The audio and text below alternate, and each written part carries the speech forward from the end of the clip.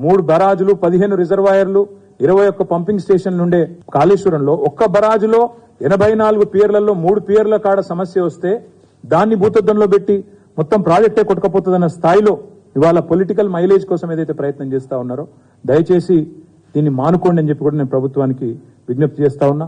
మాట్లాడితే ఒకటే మాట ఒకటే దుష్ప్రచారం వాట్సాప్లలో సోషల్ మీడియాలో బరాజ్ మొత్తం పోతుంది, బరాజ్ కొట్టుకపోతుంది, ఒక బరాజ్లో మూడు పిల్లర్లకు పగుళ్లు పడితే మొత్తం 1,00,000 కోట్లు వేస్ట్ అయింది.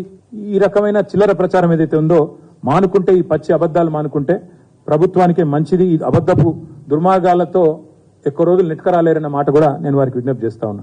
కాకపోతే మాకైతే అనుమానం ఉంది, రేవంత్ రెడ్డి గారు ఆయన మాట్లాడుతున్న మాటలు, ఆయన చేస్తున్న ఆలోచనలు, ఆయన చేస్తున్న ప్రకటనలు చూస్తుంటే ఖచ్చితంగా ఒక కుట్రపూరితమైన ఆలోచనతోనే ప్రభుత్వం ఉన్నట్టుగా మేము అనుకుంటా ఉన్నాం. కాళేశ్వరం ప్రాజెక్టు మొత్తం కొట్టుకపోవాలి అంటే 3 బరాజులు కొట్టుకపోవాలి అనే ఆలోచన, అనే దుర్బుద్ధి, ఒక కుట్ర ప్రభుత్వమే చేస్తున్నట్టుగా నేనైతే భావిస్తా ఉన్నాను.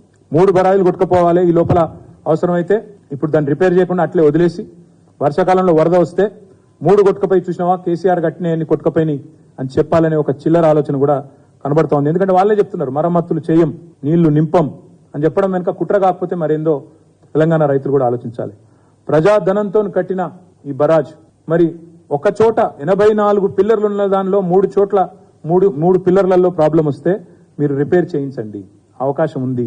ఇంజనీరింగ్ నిపుణులను పంపించండి, ఇబ్బంది ఉంటే ప్రజలకు చెప్పండి. కానీ సోషల్ మీడియాలో చిల్లర ప్రచారాలు చేయకండి. కేవలం మీ క్షుద్ర రాజకీయాల కోసం, మీ రాజకీయ లాభం కోసం మేడిగడ్డను బలి చేయాలి అనే ఆలోచన ఏదైతుందో దీన్ని మానుకోండి. రైతులకు నీళ్లు ఎట్లిద్దామో ఆలోచించండి.